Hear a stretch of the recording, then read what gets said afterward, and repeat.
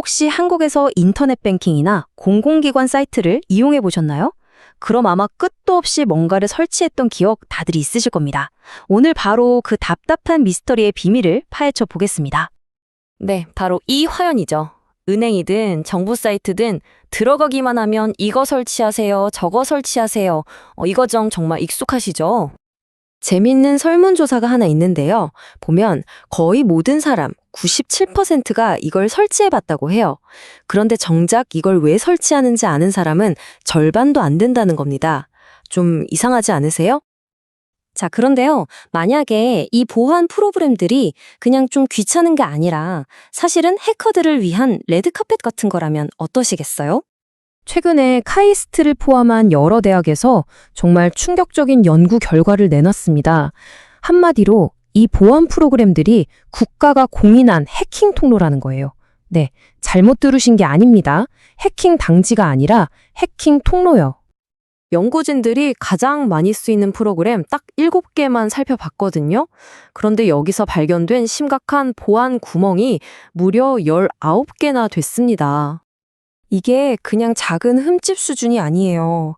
해커들이 이걸 이용하면요, 여러분이 키보드로 뭘 치는지 다 훔쳐보고 공인인증서 그냥 가져가고 심지어는 여러분 컴퓨터를 자기 것처럼 마음대로 조정할 수도 있다는 뜻입니다. 정말 심각하죠. 이 연구를 이끈 김영대 카이스트 교수가 아주 핵심을 짚었는데요. 이건 단순한 버그가 아니다. 전 세계 보안 철학을 그냥 정면으로 어기는 한국의 보안 시스템 그 자체가 문제다라고 말했습니다. 아니, 상식적으로 우리를 지켜줘야 할 보안 프로그램이 어떻게 이렇게 위험하게 변질된 걸까요? 그 역사를 좀 거슬러 올라가 봐야 합니다. 이 이야기를 이해하려면 먼저 브라우저 샌드박스라는 걸 알아야 해요. 이걸 그냥 안전한 아파트라고 한번 생각해 보세요. 크롬 같은 최신 브라우저들은 웹사이트라는 외부인이 여러분 컴퓨터라는 집에 함부로 들어오지 못하게 이렇게 아파트처럼 딱 격리시켜 놓는 겁니다. 아주 기본적인 보안 장치죠. 그런데 문제가 생겼어요. 한국의 온라인 결제 시스템은 이 안전한 아파트 바깥에 있는 공인인증서 파일이 꼭 필요했던 거예요. 그럼 어떻게 할까요? 아파트 문을 부술 순 없으니까 사용자한테 아파트 밖에다가 텐트를 하나 치라고 시키는 겁니다. 이 텐트가 바로 우리가 설치하는 그 보안 프로그램들이에요. 문제는 이 텐트는 아파트의 모든 보안 규칙을 그냥 무시하고 마음대로 집안을 드나들 수 있다는 거죠. 이게 하루아침에 이렇게 된 건 아니고요. 90년대 후반에 공인인증서가 처음 나왔을 때부터 시작됐어요. 그때는 마이크로소프트의 액티브엑스라는 기술로 어떻게든 이걸 연결했죠. 근데 2015년에 마이크로소프트가 이거 너무 위험해서 더 이상 못 쓰겠다 하고 액티브엑스를 버렸어요. 그럼 우리도 새로운 기술로 바꿔야 하는데 그러지 않고 그냥 액티브엑스랑 비슷하게 작동하는 새로운 프로그램 EXE 파일을 만들어서 계속 옛날 방식을 고집한 겁니다.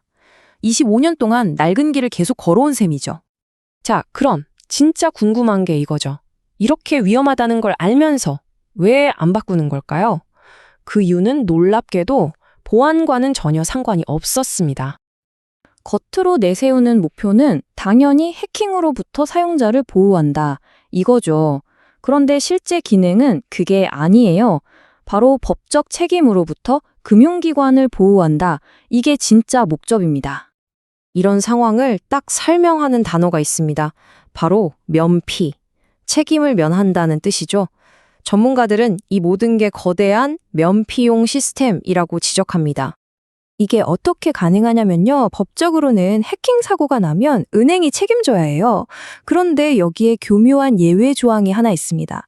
만약 은행이 우리는 사용자에게 보안 절차를 제공했습니다 라고 증명만 하면 그 책임을 사용자에게 떠넘길 수 있게 되는 거예요. 그러니까 여러분한테 그 프로그램을 설치하라고 하는 건 자, 우리는 할 거 다 했어. 이제부터 문제 생기면 네 탓이야 라고 말하는 거나 똑같습니다. 사실 정부가 나서서 이런 식으로 의무적으로 프로그램을 깔게 하는 나라 전 세계에 거의 없습니다. 이 명단을 보면 중국, 카자흐스탄, 북한, 그리고 대한민국입니다. 좀 씁쓸하죠? 자, 그럼 이 망가진 시스템을 어떻게 해야 할까요? 해결책은 뭘까요? 전문가들의 의견은 아주 명확하고 일관됩니다. 첫째, 당장 이 프로그램 강제 설치부터 멈춰라. 둘째, 전 세계가 다 쓰는 웹 표준 기술과 브라우저 자체 보안 기능을 그냥 믿고 써라. 셋째, 책임은 사용자가 아니라 돈을 버는 기관이 지는 배 맞다. 그리고 마지막으로 사고가 터졌을 때 정말 뼈아픈 과징금을 물려서 엉터리 면피용 보안이 아니라 진짜 보안에 투자하게 만들어야 한다. 이겁니다. 얼마나 허술한지 유명 광고 차단 프로그램 개발자가 이런 말까지 했어요. 한국 보안 프로그램? 그거 코드 70줄 정도면 그냥 해킹할 수 있어요. 70줄이요. 정말 충격적이죠. 결국 결론은 하나입니다.